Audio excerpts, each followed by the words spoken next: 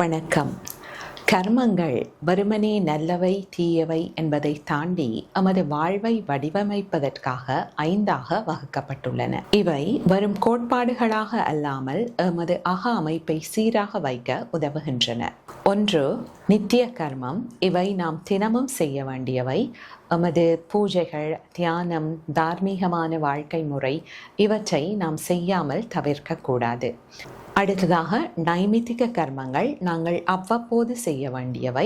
உதாரணத்திற்கு விழாக்கள், பிதிர்க்கடன் செய்தல், விரதங்களை மேற்கொள்ளல் என்பன. இவை தினமும் செய்ய வேண்டிய அவசியம் இல்லை. காமிய கர்மங்கள். ஏதோ ஒரு பலனை எதிர்பார்த்து, பரீட்சை, வெற்றி போன்றவற்றை எதிர்பார்த்து நாம் செய்கின்ற சடங்குகள், பிரார்த்தனைகள். இவை விளைவுகளோடு எம்மை பந்தப்படுத்தி மன அமைதியை இழக்கச் செய்துவிடும். அடுத்ததாக நிஷித்த கர்மங்கள். நாம் தவிர்க்க வேண்டியவை. பேராசை, பொய், துன்புறுத்தல் என்பன. அடுத்ததாக பிராயஷ்சித்த கர்மங்கள். நாம் செய்த ஒரு தவறுக்காக வருந்தி செய்கின்ற கர்மங்கள். உதாரணத்திற்கு விரதங்கள், பாத யாத்திரைகள் போன்றன.